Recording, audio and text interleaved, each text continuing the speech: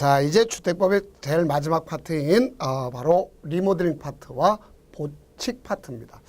출제 빈도수는 낮습니다. 그죠? 그러나 이제 가끔가다 한 문제씩 출제되는 경우가 있기 때문에 이 파트를 안 할 수는 없죠. 그죠? 우리가 한 문제가 1년입니다. 그죠? 그러니까 그걸 정리하면 되는데요. 제일 먼저 리모델링이란 말이 있습니다. 그죠? 리모델링, 건축물의 노화를 억제하고 기능 향상을 위해서 뭐 할 수 있습니까? 대순하거나 일부 증축하는 걸 리모델링이라고 그러죠. 그럼 리모델링 하기 위해서는 리모델링 허가를 받도록 되어 있습니다. 그래서 리모델링 갖다 보면은요, 허가 받을 때 가장 중요한 것이 그 대표적인 건 시장군 구청장한테 받습니다. 그러나 이때 리모델링 하는 것은 리모델링 주택 조합도 할 수도 있겠고, 또 누가 할 수 있죠? 소유자 전원이 동의를 받은 입주자 대표회의가 가서 허가를 받아서 리모델링 할 수 있도록 이렇게 되어 있습니다.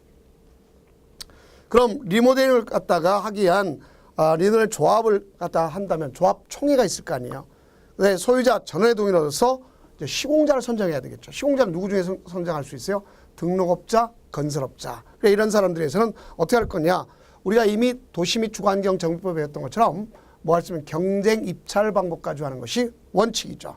그래서 경제 입찰 방법. 근데 경제 입찰 방법에 의해서 시공자 선정이 곤란하다 하는 경우가 있을 수 있어요, 없어요? 있죠. 그럴 경우는 가서 그 경제 입찰 방법에 의해서 곤란한 경우는 2회 이상 경제 입찰했지만 그 없다. 그러면 결국 우리는 경제 입찰 방법에 의하지 않고도 할 수가 있습니다. 소위 그럼 뭐예요? 수익계약 의할 수도 있다는 소리가 되겠죠. 그래서 이게 되겠고, 그럼 뭐 절차 자체에 대해 본다면 우리가 세대수 50세대 이상 세대수를 증가하는 경우 리모델링 허가하는 경우는 기반시설 기타의 필요에 따라서 도심관리에 적합해야 되니까 심의를 거쳐야 된다는 걸 알 수가 있습니다. 그 다음 이 받았다면 공사 완료 후에도 사용검사를 갖다 받도록 합니다. 누구한테? 시장군수구청장한테. 그래서 사용검사를 준용하도록 이렇게 돼 있다는 것도 알 수가 있습니다. 근데 만약에 그것이 거짓 기타 부정한 방법이면 바로 취소할 수 있도록 되어 있다는 것도 정확히 알고, 그다음 이제 세대수가 증가되면 권리 변동이 이루어질 수 있잖아요. 그래서 권리 변동 계획을 수립해 가지고 그 내용을 반드시 포함되어야 되는 것을 알 수 있습니다. 그러면 가장 중요한 게 이제 증축형 리모델링이라는 것이 있겠죠. 무슨형? 증축형 리모델링. 자, 증축형 리모델링은 가장 중요한 게 안전진단이 우선 떨어져야 된다는 걸 정확히 알 수 있어야 되겠죠. 그렇죠? 안전진단 떨어져야 돼요. 그래서 우리는 그 시장군구청장한테 안전진단을 갖다가 안전진단을 갖다 실시하도록 되어 있습니다. 그러면 이때 안전진단 결과 위험하다고 평가되면 도시 및 주거환경 정비법에 따라서 증축형 리모델링에서는 안 되는 걸 알 수 있겠죠. 그 다음 우선 시장군구청장이 수직 증축형 리모델링 허가한 후에 구조 안전성 등 상세 확인을 위해서 안전진단을 갖다 실시하도록 법 명시되어 있습니다. 그래서 만약에 그게 문제가 있다면 건축구조기술사와 함께 안전진단을 실시하도록 이렇게 되어 있고, 필요하다면 가서 보완하도록 이렇게 되어 있습니다. 그렇죠? 그 다음에 이 안전진단 결과를 갖다가 보고서를 작성해서 안전진단 요청자하고 시장군수구청장한테 의뢰받은 기관이 제출해 주도록 이렇게 되어 있습니다. 그러면 시장군수구청장은 안전진단에 드는 비용, 리모델링을 갖다가 하려는 자에게 부담시킬 수가 있는 것을 알 수 있겠죠. 그러면 우선 제일 먼저 작년도에 관련된 부분에 대해서 한번 생각해 봅시다. 자, 그러면 리모델링의 그 구조 기준이 있습니다. 구조 기준은 국토장관이 정하도록 되어 있다 하는 것도 알아두셔야 돼요. 자, 이렇게 간략한 내용을 가지면서 여기에 이제 기출적인 문제, 과거의 것을 한번 보면 주택법령상 리모델링에 관한 설명으로 옳은 것 단 조례는 고려하지 않음 그랬습니다. 14층 건축물을 수직 증축 리모델링 하는 경우 몇 개 층까지? 2개 층까지 할 수 있다. 맞습니다. 14층입니다. 자, 우리가 보면 15층 이상은 3개 층까지만 하는 겁니다. 1번 옳은 거네요. 2번 리모델링 주택조합의 설립 인가 받으려는 자는 인가 신청에 해당 주택 소재지의 자, 리모델링은 뭐였어요? 리모델링 결의서가 필요한 거지. 뭐가 필요 없습니까? 소위 토지 사용 승낙서가 필요 없죠. 리모델링 결의서는 가서 동별로 가져갔다 그러면 과반수, 나머지는 전체의 3분의 2. 알겠죠? 이렇게 되겠죠.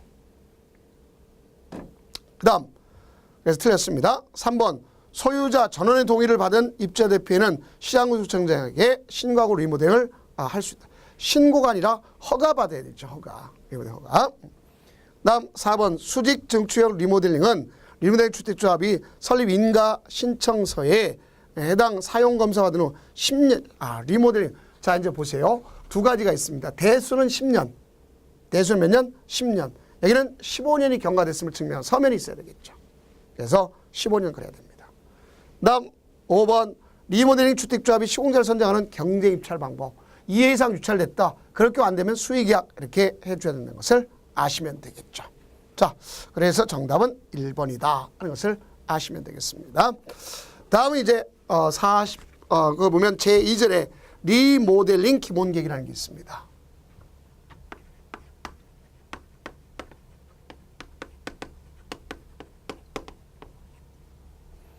이 리모델링 기본계획, 우리가 기본계획이란 말은 세 군데 나타납니다.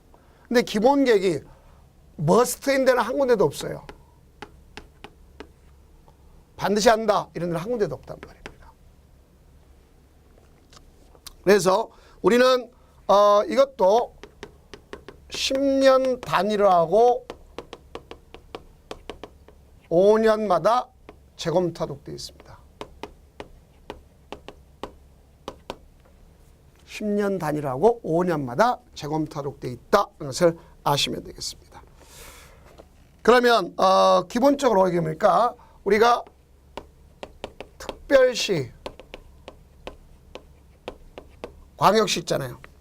또 대도시. 여기는 분명히 머스트죠. can, must입니다. must. 근데 일반 시가 있겠죠. 시. 대도시가 아닌 시.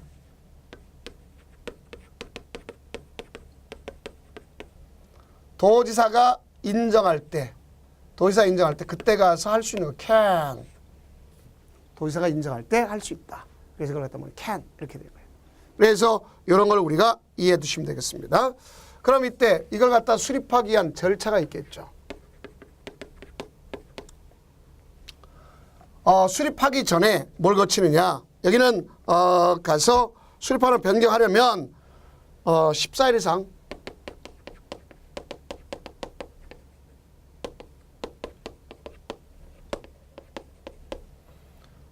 공람하고 의회 의결을 갖다 듣습니다.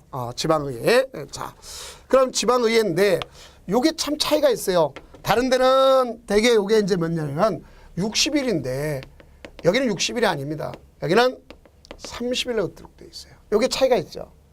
자, 이게 어디랑 차이가 있냐면 도시군 기본계획 또는 리모델링 말고요. 자, 정비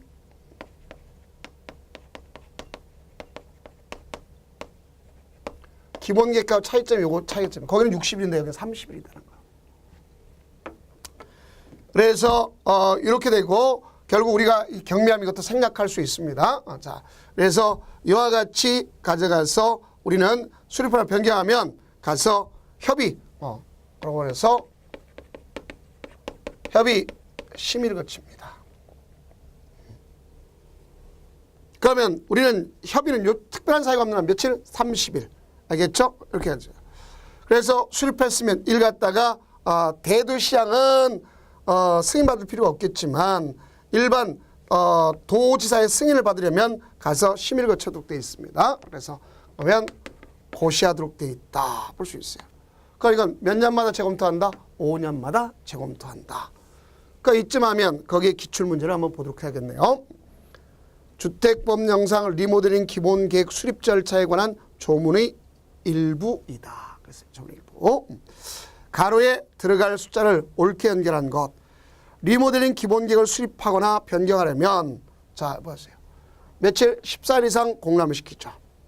그 다음 지방의회 의견 들어야 되고 지방의견은 30일이죠. 60일이 아니라 30일. 그래서 정답은 14와 30이구나 하는 것을 아시면 되겠습니다. 그래서 이것은 어디랑 틀리냐면 정비 기본계획은 14에서 뭐가 되느냐 가서 기본계획 수립할 때는요 60일이다 하는 것이 차이가 있구나 알 수 있습니다. 그 다음에 이제 두 번째의 관점이 보는 것이 세대수 증가형 리모델링에 관한 거죠. 세대수 증가형이라는 말은 특히 심의를 거쳐서 이루어지도록 되어 있습니다. 자, 그러면 그 지원센터도 역시 이루어지고 시기를 조정할 수도 있도록 되어 있다. 그걸 볼 수 있어요. 그 다음에 가장 중요한 건 이제 공동주택의 리모델링이죠. 자, 봅시다.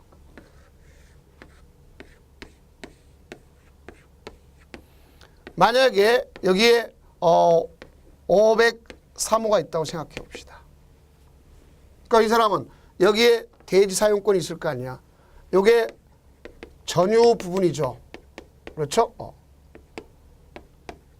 대지 사용권이 있지 않습니까? 그러면 우리는 여기 보면 대지 사용권인데 대지 사용권은 리모델링의 소유자가 리모델링 전유 부분이 면적이 늘어나거나 그렇죠? 늘어나거나 또 줄어드는 경우에 불구하고 대지 사용권은 자 얘가 늘어날 수 있고 늘어날 수도 있고 줄어들 수 있잖아요. 근데 이거는 변함이 없는 걸 보는 겁니다. 알겠죠? 다만 이제 세대수가 증가 수반할 경우는 변동계획을 따로 수립하도록 되어 있다는 걸 배웠죠. 그다음에 이제 공용 부분의 면적을 볼 수 있습니다. 그래서 리모델링 하면 일부 공용 부분 있는데 그 전유 부분의 면적이 변경하는 경우에 나머지 공용 면적 변함이 없는 것으로 볼 수가 있습니다. 자, 이렇게 보여야 되겠죠. 그다음에 법 적용할 때 이제 뭐를 갖다 먼저 적용하는 거냐? 자, 보세요. 임대차 계약 당사자에 대해서 고지할 때 리모델링 건물에 대해서 임대차 계약은 주택 임대차 보호법, 임대차 계약 2년을 본다는 거. 네, 상가건물 임대차 보호법 대개 1년 이렇게 적용하지 아니하는 것을 알 수가 있습니다. 그래서 이런 부분도 있구나 하는 것을 아시면 되겠죠. 자, 다음은 이제 보칙인데요. 보칙은 뭐가 있느냐? 대개 이제 나올 법도 하고 나오지 않을 법도 합니다. 가장 대표적인 토지 임대부.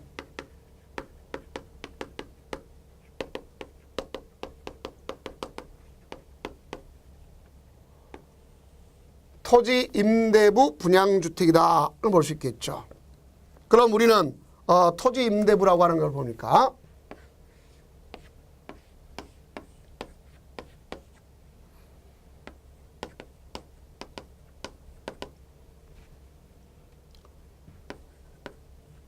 갑이 이걸 분양받습니다.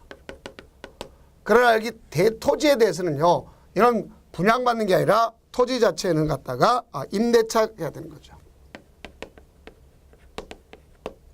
그러면 이거는 40년간 임대차인 거라 볼 수 있어요. 몇 년간? 40년간. 40년 임대차인 거나 마찬가지야. 40년간. 자, 플러스 여기 보면 이들은 75%가 갱신을 요구합니다. 그러면 갱신을 요구하면 40년간 연장할 수도 있어요. 몇 퍼센트가? 75%가 요구한다면. 그래서 이와 같이 가져갈 수 있겠고 그러면 여기 보면 당연히 이 구분수의 목적물에 이 땅에 대해서 이거는 뭐가 설정된 거나 마찬가지죠. 지상권이 설정된 거나 마찬가지 아닙니까? 그래서 지상권 설정되는 거 보는 것을 볼 수 있겠고 만약에 요 갑이 요걸 갖다 을한테 뭘 했느냐 소위 우리가 했을 때 양수나 상속했다. 그럼 동일한 그대로 승계되는 것을 볼 수 있습니다. 자, 갑이 갖고 있는 걸 그대로 승계된 거나 마찬가지다 볼 수 있습니다. 그럼 나머지 여기 갑이 쓰게 되면 이 땅에 대한 사용료가 있을 거 아닙니까? 그죠? 그래서 그 사용료에 대해서 본다면 토지 임대부 분양주택의 토지 임대료는 해당 토지의 조성원가, 감정가격을 기준으로 산정하되 기타 대통령령이 정하도록 되어 있습니다. 그러면 임대료는 월별 임대료를 납부하는 걸 원칙으로 합니다. 월별 임대료 납부하는 원칙으로 해요. 그다음에 토지 소유자 주택을 공급하는 자가 합의한 경우 임대료를 보증금으로 전환해 납부할 수 있다. 임대료를 보증금. 월 임대료가 너무 비싸. 그게 아니라 그러면 차라리 보증금을 높이고 임대료를 싸게 할 수도 있지 않습니까? 그렇죠? 이렇게 할 수도 있어요. 그래서 이와 같은 것을 근거하면 되겠고, 그럼 여기 이 토지 임대 분양주택에서 이 법 주택법부터 적용받습니다. 그럼 주택법에 규정이 없더라. 그럼 집합건물법. 그 다음에 없으면 민법. 왜? 민법이 가장 일반법이죠. 그렇죠? 민법의 특별법인 것이 뭐예요? 집합건물법. 그렇죠? 이렇게 돼요. 그러면 주택법 적용받고 그 다음에 없으면 집합건물법. 그게 없으면 민법 적용받는구나 알 수 있습니다. 나 이제 토지 임대부를 갖다가 분양주택을 재건축하겠다. 그럼 소유자가 임대차 만기 전에 철거하고 재건축할 경우 토지 소유자의 동의를 받아 재건축할 수 있습니다. 이 경우에 토지 소유자는 거부할 수 없도록 이렇게 되어 있습니다. 다음 나중에 가서 불구하고 소유자와 주택 소유자 간에 합의가 되는 것은 토지 임대부 분양주택이 아닌 주택으로 뭐 할 수 있어요? 다 살 수 있어요. 땅 사가지고 그냥 분양주택이 되는 거랑 마찬가지겠죠. 할 수 있습니다. 다음 이제 주택자금 중에서 뭐가 있느냐? 주택상환사채가 있네요.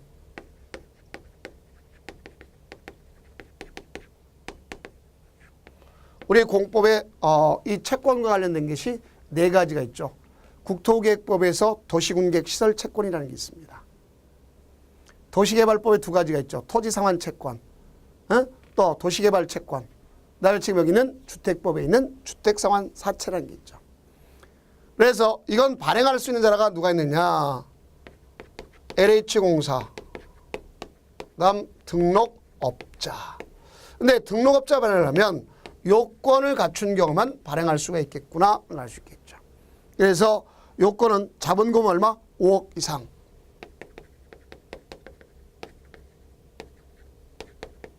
근데 이건 반드시 법인만이 할 수 있는 거죠. 개인은 할 수가 없습니다. 법인만. 네, 등록사업자일 것이고, 네, 최근 3년간 연평균 거수 300세 이상이어야 되겠고, 그 최근 3년간 주택 건수를 호수 이내로 해줘야 여러 가지 문제점이 나는 걸 방지할 수도 있겠구나 이렇게 볼 수 있겠죠. 그러니까 이거는 승인받도록 돼 있죠. 자, 승인은 누구한테 승인받도록 돼 있습니까? 국토장관한테 승인받도록. 자, 이 승인받는데 도시개발채권 같은 건 이제 명칭이 바뀌죠. 자, 종전은 행정자치부에서 이제 행정안전부로 바뀌죠. 그래서 그 승인을 받도록 되어 있다 이렇게 보시면 되겠고. 자, 발행 방법은 액면 또는 할인 방법 기명식으로 할 수 있습니다. 그다음 사채를 취득한 자는 성명과 주소를 채권 원부에 기재한 후 그 취득자의 성명을 갖다 채권 원부에 기재하지 않으면 사채 발행자 제3자한테 대항할 수 있어요? 없어요? 없죠. 이렇게 됩니다. 그래서 여기는 이 사채에 대해서 이 법 주택법에 규정이 없다. 그러면 상법상의 사채 발행 규정을 적용입니다. 준용이 아니에요. 적용한다는 걸 정확히 좀 아셔야 되겠고, 효력 등록사업자가 그 발행한 채권은 사채는 등록이 말소되었더라도 이미 발행한 상환사채의 효력에는 영향을 미치지 않는다 볼 수 있어요. 그럼 상환기간은 3년을 초과할 수 없어요. 그래서 사채 발행일부터 주택공급 계약 체결까지 기점을 합니다. 그래서 이를 갖다 중도의 양도나 중도 해약할 수 없도록 되어 있어요. 다만 할 수 있는 경우가 있습니다. 자, 할 수 있는 경우가 어떤 경우냐? 여러 차례 써먹죠. 사상이 사정이 생겨서 세대원 전부 왔다. 이건 다 세대원 전부 가야 돼요. 상속받았다 세대원 전부가 해외로 몇 년 이상 2년 이상 나갔다 전부가 이럴 경우 가능하다 이렇게 볼 수 있습니다. 그러면 이쯤 하면 그 기출체크를 보면 되겠죠. 자, 주택법령상 주택상환 사채의 양도하거나 중도에 해약할 수 있는 경우가 아닌 것. 단 세대원 세대수가 포함된 세대의 구성을 말한다. 1번 세대원의 취약으로 사정에서 전원이 다른 구로 갔다. 맞죠. 그 다음 세대원 질병치료 사정이죠. 세대원 전원이 다른 행정구역. 맞죠. 세대 근무인에서 일부가 안 되죠. 전부 해야 되죠. 전부. 자, 세대원 전부가 해야 된다. 정확히 하셔야 되겠죠. 그래서 3번이 틀렸습니다. 세대원 전원이 2년 이상 해외로 체류하고자 하는 세대원 전원이 상속받은 취득한 주택으로 이전한다. 이럴 경우는 가능하다. 이렇게 보시면 되겠죠. 다음은 이제 입주자 저축이라는 게 있습니다. 입주자 저축은 이 법에 따라서 주택을 공급받은 자는 미리 입주금의 전부 또는 일부를 가서 저축하는 걸 이야기하죠. 종류는 여러 가지 있었는데 딱 하나로 통일해 버렸죠. 뭐가 있습니다. 주택청약 종합저축이라는 거 딱 하나뿐이 없습니다. 이렇게 좀 돼요. 다음 국민주택사업 특별하게 지방자치단체가 하는 거죠. 그래서 설치 운영하도록 머스트가 되어 있습니다. 재원은 지자체의 부담금, 그다음에 주택도시기금부터 차입금, 정부로부터 보조금, 그다음에 농협은행으로부터 차입금 이런 경우들이 거기에 해당하는 거고, 외국으로부터 차입금, 그다음에 국민주택채권, 국민주택사업특별회계에 속한 재산의 매각대금, 자금에서 얻어진 회수금, 이자금, 수익 이런 게 볼 수 있어요. 그다음에 주택 재건축 하게 되면요, 재건축 초과이익 환수에 관한 법률에 따라서 재건축 부담금 중 지방자치단체 기속분 이런 게 돼 있죠. 그래서 나중에 운영 상황은 국토장관한테 보고하도록 돼 있다. 이래 주면 되겠습니다. 자, 그럼 여기까지가 일반적 내용인 주택법을 다 마쳤다고 보고, 그 다음에 이제 뭐냐, 우리가 나갈 것은 이제 농지법이구나 볼 수 있습니다. 농지법은 두 문항이 출제되죠. 그래서 농지는 농지의 소유, 이용, 보존을 갖다 갖고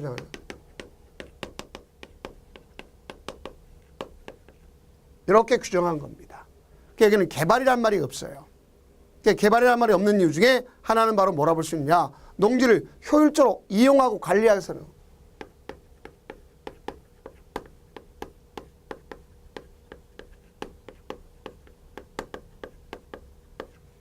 농지를 효율적으로 이용하고 관리하기 위해서 하는 겁니다. 그래서 여기는 결국 우리가 봤을 때 농지의 개발이란 말은 없습니다. 자, 그러면 용어 정의가 있는데, 목적이 있고 용어 정의 있는데,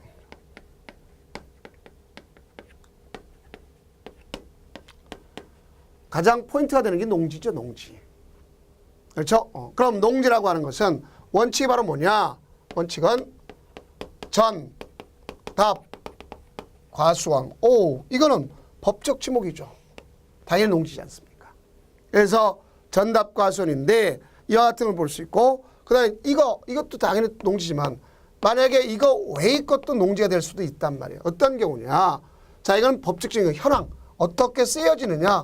현황에 따라서 달라지고, 이거는 법에서 정한 법정 이란 말입니다. 그러면 우선 제일 먼저 실제로 농작물의 경작지,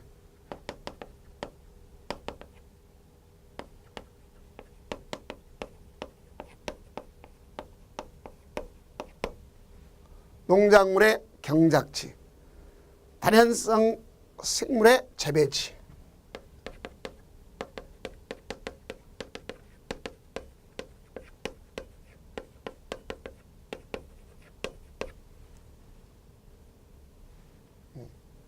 재배지.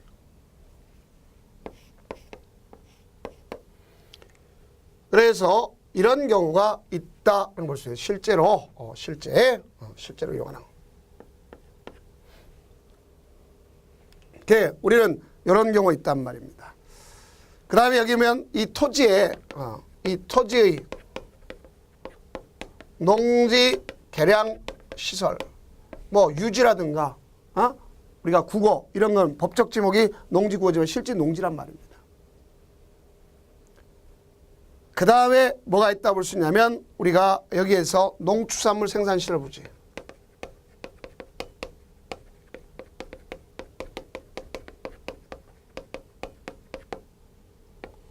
농막 같은 것도 당연히 농지라 볼 수 있습니다.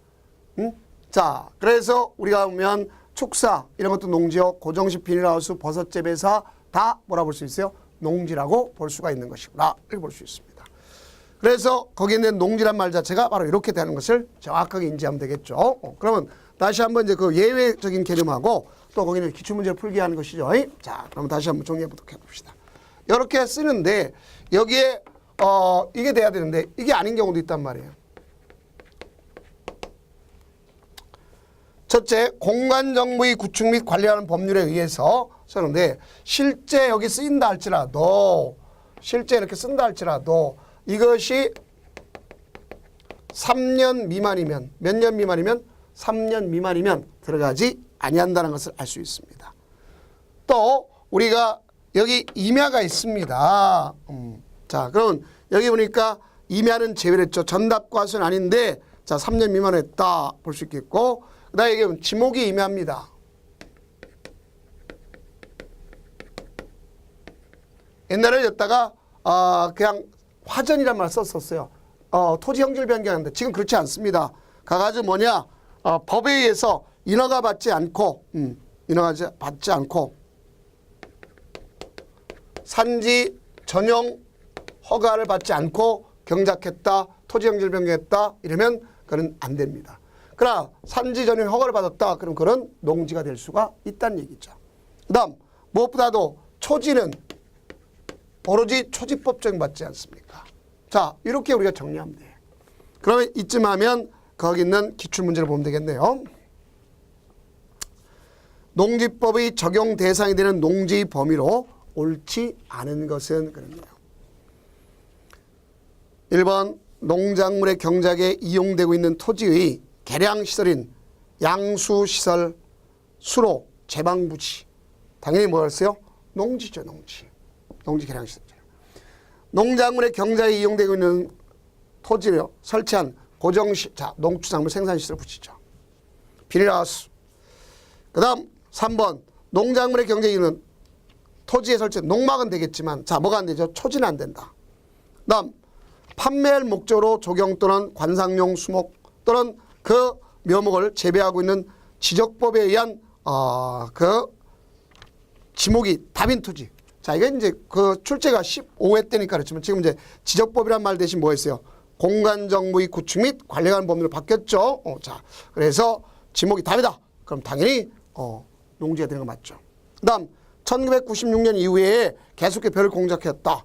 자, 지금까지 농사였어. 그럼 3년 이상 심은 거 아닙니까? 몇십 년 심었네요. 그렇죠? 그러니까 이건 당연히 농지다. 이렇게 볼 수 있는 거 아닙니까? 그래서 그 차이만 여러분들이 인지해 주면 되겠다. 그런 겁니다. 자, 그럼 이제 기타로서 누가 있냐? 농업인이 있고 농업법인이 있지 않습니까?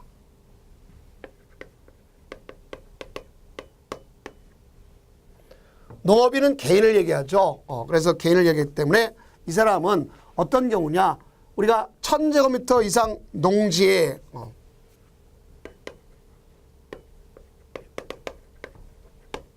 농지가 있어. 그 여기다가 뭘 갖다 하면 농작물에 단연생생으로 경작한다.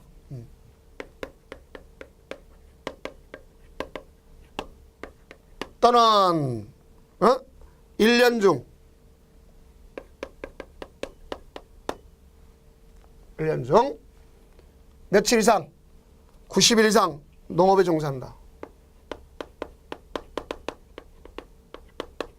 종사. 그래서 이렇게 되는 걸 알 수 있겠고요. 그 다음에 농지를 330제곱미터. 그래서 여기는 비닐하우스 같은 그 시설 설치를 해서 한다.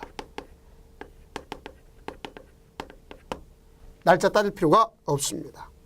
그 다음 가축은 대가축 2두 이상 자 되겠죠. 그 다음 중가축 소, 말 같은 건 다 대가축이죠. 그 다음에 돼지, 염소 같은 건 중가축이죠. 그 다음 소가축 같은 게 있지 않습니까? 그럼 우리가 소가축 같은 거는 뭐라 볼 수 있어요? 토끼라든가 이런 경우가 바로 여기에 속한다고 볼 수 있겠죠. 그런 100두 이상. 그렇죠? 이렇게 되는 걸 알 수 있겠죠. 그 다음 가금. 날개 달린 거 1000수 이상. 네, 꿀벌은 10군 이렇게 되겠죠. 그래서 하거나 또는 1년에 120일 이상 종사한다. 그러면 농업이 되는 거죠. 다음 연간 판매액이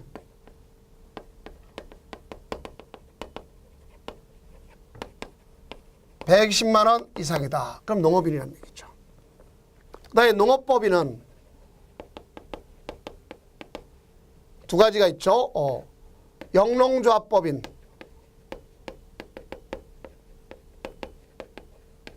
그 다음에 농업회사법인. 여기는 특히 농업인이 3분의 2 이상의 의결권을 가진 사람이 된다. 그런 것을 아시면 되겠죠. 그러면 거기 한번 문제를 갖다 한번 보도록 해봅시다. 기출 체크. 자, 농지법령상 농업에 종사하는 기준에서 농업인에 해당하지 않는 자 연간 150일. 그러면 축사는 상관없네요. 다음 1200제곱미터에 가서 1년 중 100일. 당연히 상관없네요. 대가축 세두 맞겠죠. 가금 천수 맞죠. 5번이면 농업계획을 통해서 하는 것은 120만 원 그래야 되겠죠. 그 다음 농업경영이라는 건 크게 두 가지가 있죠. 자경이 있겠고 위탁경영이 있어요. 그럼 우리가 자경이라는 건 스스로 농사 짓는 걸 갖다 얘기하는 건데요. 특히 농업경영이라는 건 자기 계산, 자기 책임하에서 농사 짓는 걸 얘기하는 거고, 그다음에 자경 중에는 2분의 1을 자기 농작업 가지고 하는 것을 알 수 있겠죠. 그렇죠? 우리가 이런 걸 볼 수 있습니다. 자, 그래서 기본적인 내용들은 바로 이런 경우를 머릿속에 연상하시면 되겠습니다. 다음 위탁경영이라는 건 농지의 소유자가 뭐라 할수 있어요? 일부 일정한 보수를 지급하기로 약정하고 농작물의 전부 또는 일부를 갖다 위탁경영시키는 걸 이야기한다. 볼 수 있겠죠. 다음 이제 농지 전용이란 말이 있지 않습니까? 그럼 우리가 이제 보세요. 농지 전용 그런데 농지 전용은 농사 짓지 않고 딴짓하는 거죠. 그렇죠? 쉽게 해서 농사 짓지 않고 농지에다가 주택을 짓는다. 그럼 농사 짓는 게 아니라 전용하는 거죠. 그럴 때 농가주택 짓겠다면 신고하는 거고 일반 주택 짓겠다면 허가받는 것을 볼 수 있지 않습니까? 이런 건 농사 짓고 딴짓하는 걸 전용이라고 생각하시면 됩니다. 근데 이제 그랑 구별할 것이 뭐냐면 농지 개량이라는 거죠. 농지 개량이란 말은 농업 생산을 위해서 토지의 농지의 형상을 갖다가 변경시키는 것으로서 인근의 농지 관계 통풍에게 영향을 미치지 않는 범위 내에서 객토, 성토 이런 것을 하는 것을 이야기하죠. 그러면 역시 관련된 전체의 용어 정의와 관련된 문제를 갖다 풀어보도록 해봅시다. 농지법령상 용어에 관한 설명으로 틀린 것 1번 실제로 농작물의 경작지로 이용되는 토지더라도 법적 지목이 과수원인 경우는 농지에 해당하지 않는다. 과수원은 당연히 농지입니다. 그래서 1번 틀렸죠. 다음 소가축 80두. 자, 소가축 몇 개죠? 우리가 100두 해야 될 거 아니에요. 근데 거기 뭐라고 돼 있냐면 1년 중 120일 넘었잖아요. 그죠? 그러면 이거는 농업인이 되는 겁니다. 다음 1000제곱미터 넘었기 때문에 상관없잖아요. 그죠? 연간 우리가 90일인데 뒤에 거 앞에 게 하나가 됐잖아요. 가능한 거죠. 농업인이고. 인삼의 재배지로 경작하여 이용되는 것이 기간이 4년이잖아요. 우리가 일반적으로 4년. 전 아무 상관없잖아요. 3년 이상 지났습니다. 다음 5번 농지 소유자가 타인에게 일정한 보수를 지급하려 약정하고 농작업의 일부만을 위탁하여 행하는 농업경영도 위탁해. 전부는 일부는 상관하지 않습니다. 당연히 같은 의미죠. 다음은 이제 농지의 소유 원칙이 있습니다.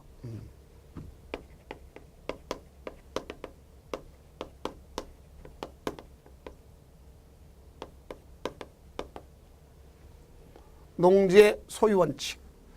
그러니까 농지를 소유한다. 그럼 가장 기본적 원칙이 바로 뭐냐? 이 개념이란 말입니다.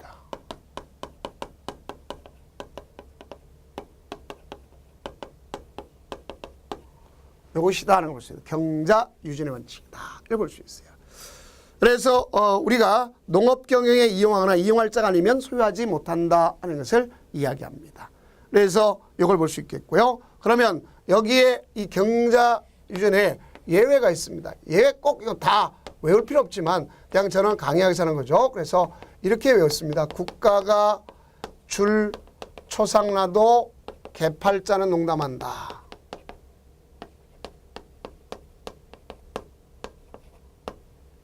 개팔자는 농담한다. 국가가 줄 초상나도 개팔자는 농담한다. 이런 형태로 외워버리니까 좀 편하더라 이렇게 볼 수 있어요. 자, 거긴 국가라고 돼 있죠. 그렇죠? 자, 그래서 국가 1번에 있죠. 그래서 국가는 농업 경영하지 않아도 무조건 가질 수 있는 겁니다. 그 다음에 두 번째는 뭐가 있을 수 있느냐? 국가 줄 주말 체험 영농이라고 있죠. 그래서 주말에서 3번에 있죠. 주말 체험 영농. 그래서 주말 체험 영농을 위해서 주말 체험 영농이라는 건 뭐예요? 개인이 농업이 아닌 자가 주말을 위해서 농작업을 하겠다. 다른 생식물을 재배하겠다. 이게 되는 것 아닙니까? 그 다음 초, 중, 고등학교라고 있죠. 초, 중, 고등학교로 있죠. 그래서 2번에 있지 않습니까? 그래서 초, 중, 고등학교법 또는 고등교육법에 따라서 있는 학교, 나의 그 기타 정하는 공공단체, 연구기관, 이렇게 농업생산단체, 종묘를 위해 쓴다. 이런 걸 볼 수 있겠습니다. 그 다음, 상속받았다. 그거는 여러분들이 4번에 있죠. 포괄적 유증도 당연히 포함된다는 걸 정확히 하시면 되겠죠. 모두 포함된다는 거, 포괄적 유증도 포함된다는 거 정확히 이해하시면 됩니다. 그 다음 뭐가 있냐면 8년간 농사 짓다가 개발사업지구라는 게 있습니다. 개발사업지구라는 것은 가서 보면 거기 9번에 있습니다. 농지 개발사업지구라는 게 있어요. 그죠? 거기에 들어가면 8년 이상 농사 짓다가 인용한 아저씨 5번에 있을 거예요. 그래서 인용한 그 사람이 인용한 후 인용 당시 소유했던 농지라는 걸 정확히 하셔야 돼요. 그 다음 잘하는 건 개인을 뜻하는 겁니다. 그래서 농지 전용 허가나 신고자. 그래서 7번에 보면 되어 있을 거예요. 그 다음에 거기 보면 기본적으로 농지 전용 협의. 그래서 8번에 있을 거고 담보는 거기에 있는 6번에 있을 겁니다. 담보농지. 소위 담보농지라고 하는 것으로서 자산 유동화에 관한 법률에 따라서 유동화 전문회사가 갖고 있는 저당권도 포함시킨다는 거 정확히 하시면 되겠죠. 그 다음 10번에 보면 한계농지란 말이죠. 영농여건 분리농지라고도 합니다. 그래서 한계농지, 경작여건 분리농지. 그래서 이렇게 보세요. 분리가 아니라 분리농지 이렇게 좀 더 좋겠습니다. 자, 경사도가 몇 퍼센트? 바로 15% 이상 차이가 있는 걸 얘기했고. 그 다음 다량한 법정한 거죠. 법정은 거기 11번에 있는 건데 그걸 한번 봅시다. 국가지단체가 소유하고 있다든가 그 다음에 초등학교 이런 경우 당연히 가능한 볼 수 있겠죠. 그죠? 그래서 이런 형태 걸 전부 다가 그 안에 싹 다 들어가는 것을 알 수가 있습니다. 그래서 그 중에서도 우리가 반복된 용어겠지만 사실상 가장 중요한 포인트가 되는 것은 제일 뒤에 있는 키읔에 해당하는 것이다 하는 것을 아시면 되겠죠. 그래서 한국농어촌공사가 농지를 취득하는 경우 법에 의해서 농어촌정비법에 따라서 농지를 취득하는 거. 그 다음 공유수면 매립법에 따라 매립농지를 취득하는 거. 나의 토지 수용해서 농지를 취득하는 거. 나의 협의해서 이루었다. 자, 이거 조심하세요. 이런 경우가 있을 수 있게. 나의 비축농지 이런 것이 여기에 해당한다. 이렇게 볼 수 있습니다. 그러면 이쯤 하면 이제 기출 체크를 나가면 되겠네요. 그죠? 자, 농지법령상 농지 소유 제한에 관한 예외 기준으로 틀린 것 그랬습니다. 1번 토지 수용에 의한 농지를 취득한 경우. 자, 수용해서 농지 취득했다. 경자 유전이 아니도 가질 수 있는 거 아닙니까? 그렇죠? 자, 그 다음에 2번 공유수면 매립에서 가졌다. 당연히 하는 거죠. 그 다음에 지방공기업법에 의해서 지방공사장이 농림축산식품부 장관과 미리 협의 완료했다. 그랬습니다. 자, 여러분 이건 좀 조심해 줘야 되겠죠. 뭐가 안 되는 걸 알 수 있냐면 그 협의가 다 완료했더라도 이건 해당 사항이 없습니다. 그래서 협의했다. 그러면 누가 할 거냐? 주무장관, 지방장이 해야 되는 것을 알 수 있어요. 그래서 지방공기업법은 거기에 해당하지 않는다. 농지 전용 허가나 신고 사유에 해당하겠죠. 그다음에 상속 농지 상관없죠. 그래서 정답은 3번. 그다음 임대 사용대의 특례가 있어요. 자, 무슨 소리냐? 농지를 임대하거나 사용대하는 경우는 자기 농업 경영에 이용하지 아니하더라도 그 기간 동안 계속적으로 뭐 할 수 있다? 소유할 수 있다. 내가 농지를 갖다가 예를 들어서 취득하고 있는데 갑자기 내 군대 가야 되겠어. 그 기간 동안 내가 위탁 경영시켜. 소위 임대 사용대로 줘버려. 그러면 그 기간 동안 상관없는 거 아닙니까? 그죠? 자, 그다음 농지법 외에서는 농지 소유에 관해서 특례를 정할 수 없도록 되어 있습니다. 그러면 투기를 방지하기 위해서 그런 거죠. 그다음 농지 소유 상한제가 있습니다. 자, 두 번째는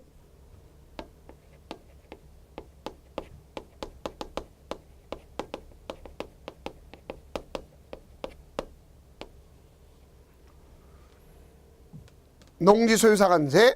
자, 경자 이주는 상한제가 필요 없습니다. 농사 지는 자니까. 그러면 여기는 어떻게 가 있느냐? 1만 제곱미터 이하가 있겠고 1천 제곱미터 미만이 있다. 볼 수 있어요. 300평 미만. 그래서 여기 있는 거는 크게 두 가지가 있겠죠. 자, 첫째 보면 상속에 의해서 가졌는데 상속에서 농업경영하지 않는다. 알겠죠? 그러면 그가 그 10,000제곱미터까지는 소유할 수가 있다. 볼 수 있겠죠.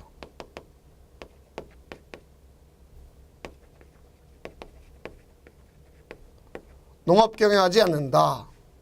그 다음에 또 하나 있죠. 8년 이상 농사짓고 이농 당시 소유하고 있는 거. 그래서 여기 농업경영을 하지 않는 건데 이런 게 일반이죠. 다만 자, 그 나머지에 대해서는 위탁경영하면 다 가질 수도 있다. 알 수 있겠죠. 그다음 1,000제곱미터 미만은 주말체험 영농이죠.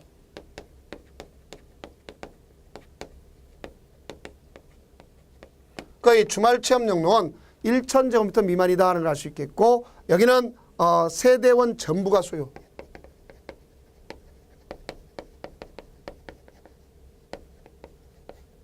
세대원 전부가 소유하고 있는 것이 가장 기준점이 된다 하는 것을 아시면 될 거 아닙니까?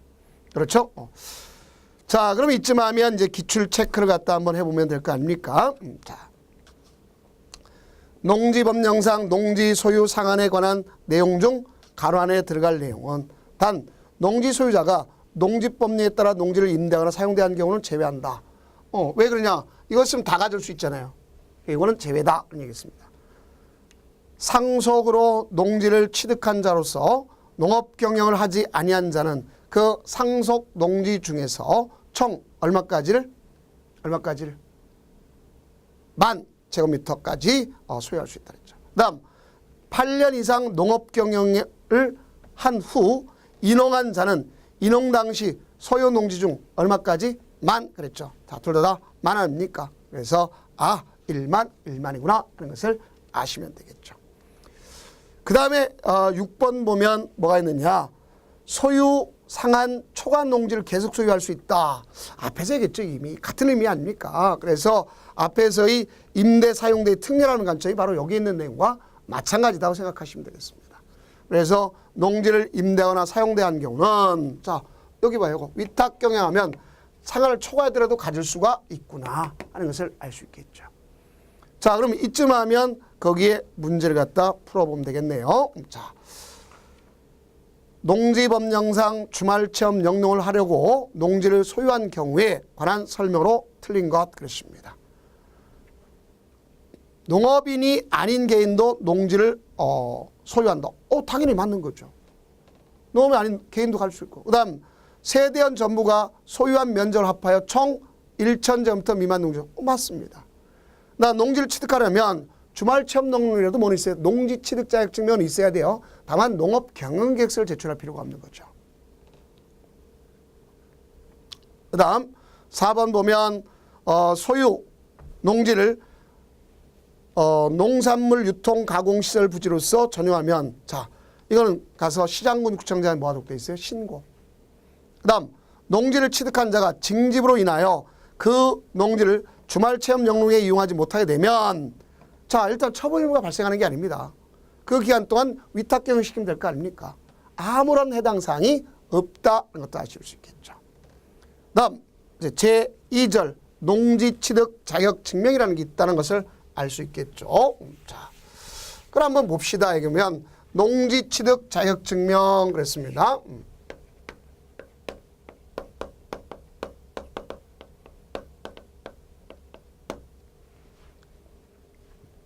자, 누구한테 발급받느냐. 만약에 갑이란 사람이 가서 하려면 시, 구, 업, 면장한테 가서 신청하는 겁니다. 그 얘는 하려면 가서 신청서에다가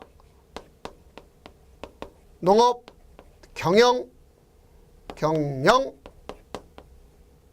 계획서를 첨부할 수도 있고 첨부하지 않을 수도 있어요. 그래서 시군면장이 처리하는데 4일 내 처리하는 경우 치지만 2일 내 처리할 수도 있어요. 그래서 발급하면 등기 시에 첨부하는 거죠. 그렇게 되는 겁니다. 그러면 이 사람이 여기 있는 사람이 어떤 경우냐? 판교에서는 공경매증이 필요하다 이렇게 했죠. 판결, 교환, 공매, 경매, 매매, 증명 이런 경우에 해당하는 겁니다. 그러면 이게 자체가 필요 없는 사람도 있죠. 국가, 지단체, 상속, 그다음에 담보농지, 농지내용 협의 꼭 미쳐야 되겠죠. 한국농어촌공사. 그다음에 농지를 갖다가 합병, 가서 합병, 또 공유농지를 분할, 시완성, 또 환매권 행사, 또 농지이용 증사비라는 경우는 그 자체가 필요가 없다고 볼 수 있습니다. 자, 그러면 거기에 한번 봅시다. 그 기출 체크를 한번 보시면 되겠네요. 농지법령상 농지취득 자격증을 발급받지 아니하고 농지를 취득할 수 있는 경우에 해당하지 않는 거. 자, 1번 농업법인 합병, 인간의 사망이나 마찬가지죠. 농지를 농업인 주택부지로 전용하려고 농지전용 신고한 자가 그 농지를 자, 이때는 농취증은 반드시 있어야 되는 거예요. 농지전용 신고 있어야 됩니다. 공유 농지를 분할로 농지를 취득한다. 필요 없죠. 상속으로 농지를 취득 필요 없죠. 시효완성으로 농지를 취득한다. 필요 없죠. 자, 이렇게 돼요. 자, 그럼 절차는 여기 보세요. 농지취득증명 신청서에다가 신청 플러스 농업경영계획서. 시구 운면자 주면 걔가 처리를 이렇게 해준다는 거죠.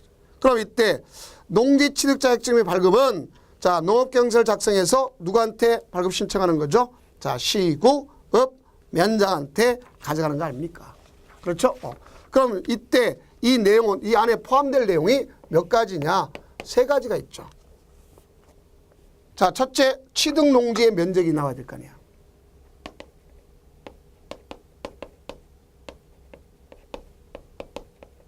면적이 있어야 되겠죠. 그다음 노동력 장비 확보 방안. 노동력이나 장비 등의 확보 방안. 네, 실제 소유하고 있으면 농지 이용 실태. 자, 이걸 갖다가 합니다. 근데 우리는 이 농업 경영계획서를 갖다 제출하는데 이거 없이도 없어도 발급할 수 있어요. 그럼 2일 내준다. 그 없는 경우가 뭐냐? 불쌍하니까 한, 개, 비, 주, 자 이렇게 보세요. 한 개, 비, 주, 자. 초등학교가 있죠. 초등학교, 학교 같은 거. 자, 한 개 농지, 여건 분리 농지. 자, 되겠고. 개발사업지군의 1500제곱미터. 비축 농지 6번에 있죠. 주말 체험 농지. 자, 농지 전용하거나 신고한 자. 이들이 되는 것을 알 수 있겠죠. 자, 여기까지가 일반적인 농지 취득 자격 증명까지를 설명한 내용이다. 이렇게 보시면 되겠습니다. 그러면 이제 우리가 다음 강좌는 이제 뭐에 대해서 나누면 농지 농업 위탁 경영과 농지 처분, 농지 이용 이 파트에 대해서 나가도록 하겠습니다. 고생 많으셨습니다.